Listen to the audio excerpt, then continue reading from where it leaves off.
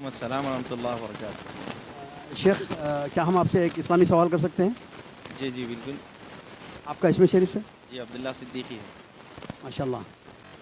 کل 15 اگست ہے، 15 اگست یوم آزادی ہند ہے، تو آج کا ہمارا سوال ہے کہ جو مسلمان جنگ آزادی میں جو مسلمان علماء کا جو کردار تھا، اس کردار کو آپ خود بتا سکتے ہیں قوم کے نام؟ جی جزاک اللہ خیر۔ جنگ آزادی میں لڑنے والے بہت سارے لوگ ہیں، جن میں مرد بھی ہیں، عورتیں بھی ہیں، بچے بھی ہیں، بوڑھے بھی ہیں، جوان بھی ہیں، اپنے بھی ہیں، پرائے بھی ہیں، اہل ثروت بھی ہیں، علماء بھی ہیں۔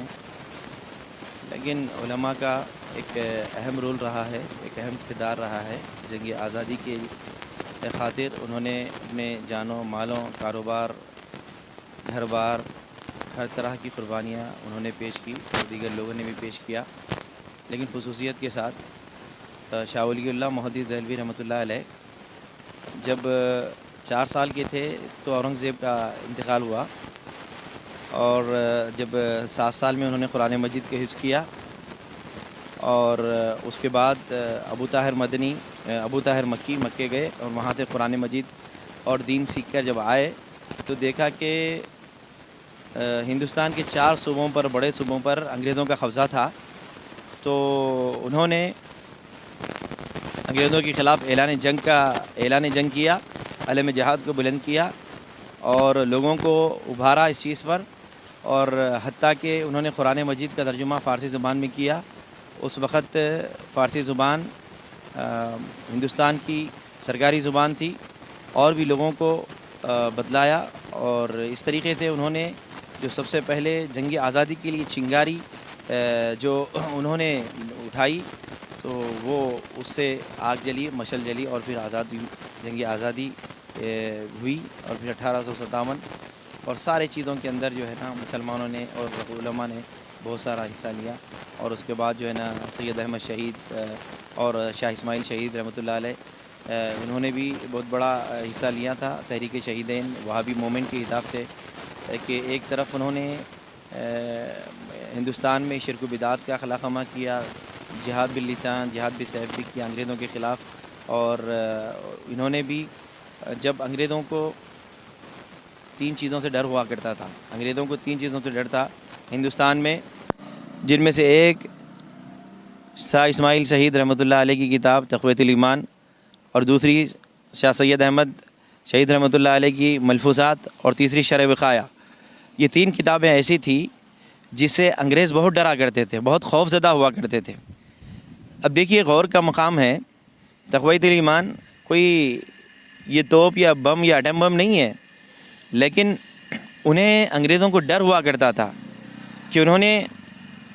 ایک ایسی کتاب لکھی جس سے لوگوں کے ایمان کے اندر زیادتی ہوئی، توحید پہ آئے،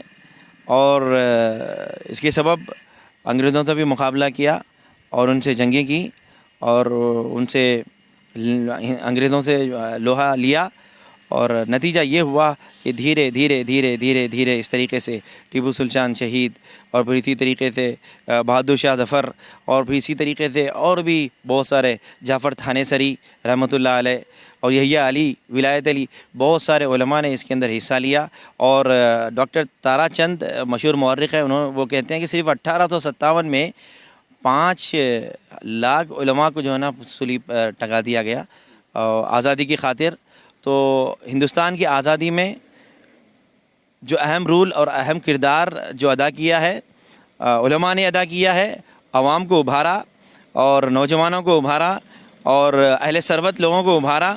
اور ان لوگوں کو ابھارا انگریزوں کے خلاف، اور تاکہ جو ہندوستان جو سونے کی چڑیا کہا جاتا تھا، انگریز جب آئے تو سارا خزانہ لوٹ گئے، تو پھر اس طریقے سے سارے لوگ متحد ہو کے انگریزوں کی غلامی سے ہندوستان کو چھڑایا، اور یہ سارے لوگوں نے اس کے اندر قربانی دی، اور خصوصاً مسلمانوں نے اس کے اندر زیادہ قربانی دی، اور مسلم علماء نے قربانی دی، چاہے وہ ریشمی رومال کے حوالے سے ہو یا پھر دیگر جتنے بھی اس سلسلے میں کوششیں کی گئیں، مسلمانوں نے کوششیں کی، انہوں نے جانوں کی قربانی دی، مالوں کی قربانی دی، اور اسی طریقے سے اپنے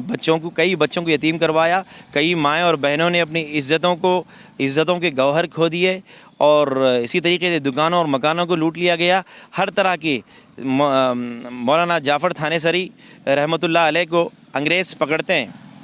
پکڑنے کے بعد جیل سے نکالتا ہے ایک انگریز، نکال کے پوچھتا ہے یہ جنگ آزادی کے اندر کون کون لوگ ہیں، تمہارے ساتھ اور کون کون لڑ رہے ہیں، ان کا نام بتاؤ، میں تمہیں چھوڑ دوں گا۔ تو وہ کہتے ہیں میں ہرگز نہیں بتاؤں گا۔ وہ اس دن روزے تھے اور انہیں ایک خاص کوٹھی بھی لے جایا گیا۔ صبح سے شام تک انگریز مارتے رہے، سزائیں طرح طرح کی دیتے رہے، محض اسی لیے کہ یہ ہندوستان کی آزادی کے لیے جو جنگ چل رہی ہے، اس جنگ میں کون کون ہے تمہارے ساتھ شامل۔ اگر تم لالچ بھی دی گئی، اگر تم کہو تو ہم تمہیں آزاد بھی کرنے کے لیے تیار ہیں، انہوں نے نہیں کہا، اور مارا گیا، پیٹا گیا، صبح سے شام تک، صبح 8 بجے سے شام میں 8 بجے تک ان کو مارا گیا کوٹھی پہ لا کر۔ 8 بجے کے بعد ان کو چھوڑ دیا گیا۔ وہ روزے سے تھے اور باہر جب نکلے انتہائی کمزور نحیف عالم تھا، کمزوری کا عالم تھا، پتے درخت کے گرے ہوئے تھے، پتوں سے انہوں نے افطار کیا، اور پھر بڑی مشکل کے ساتھ جب وہ جیل پہنچے، جیل میں ان کا کھانا رکھا ہوا تھا، اور وہاں جب انہوں نے وہ کھانا کھایا افطار کے بعد، تو اس طریقے سے اور بھی جانوں اور مالوں کا قربان کیا۔ اور اسی طریقے سے یحییٰ علی جن کو انگریزی جیلر نے ڈال دیا اور جیل میں رہے،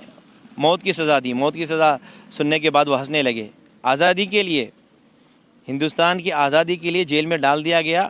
اور انگریز جیلر آیا، دیکھا کہ یہ بڑا خوش نظر آتا ہے، لہذا اس کی سزا بدل دو، اس کی موت کی سزا دے دی جائے۔ موت کی سزا دے دی گئی تو یہ ہنسنے لگے۔ تو کہا میں یہ وہابی کے بچے کو مرتے دم تک کبھی میں خوش نہیں دے سکتا، اس کی سزا بدل دو، اس کی داڑھی کاٹ دو جا۔ یہ رونے لگے۔ جیلر تعجب سے پوچھنے لگا کہ تم موت کی سزا سن کے ہنسنے لگے اور داڑھی کی سزا سن کے تم رونے لگے؟ کہا اپنی بدنصیبی پہ روتا ہوں، اپنی بدنصیبی پہ ہنستا ہوں، داڑھی کی خوش نصیبی پہ روتا ہوں۔ یہ کتنی خوش نصیب ہے، مولا کی راہ میں مجھ سے بھی پہلے کٹ گئی۔ اس طرح سے علماء کا ایک بہت بڑا رول رہا ہے، بہت بڑا کردار رہا ہے، بلکہ جنگ آزادی جو چھیڑی ہے مسلمانوں نے چھیڑی ہے، نہ صرف بلکہ چھیڑی نہیں بلکہ چھوڑی بھی نہیں ہے، اور پوری کوششیں کی ہر طرح کی، اور کوششیں جاری رہیں، اور لوگ چلتے گئے، میں اکیلا ہی چلا تھا جانب منزل، مگر لوگ آتے گئے، کارواں بنتا گیا۔ اس طریقے سے مسلمانوں نے، غیر مسلموں نے آگے بڑھتے اس سلسلے کو اور روا رکھا اور جاری رکھا، اور اللہ کا فضل یہ ہوا کہ ایک دن ملک آزاد ہوا۔ تو اس طریقے سے مسلمانوں کی اور مسلم علماء کی قربانیاں تھیں،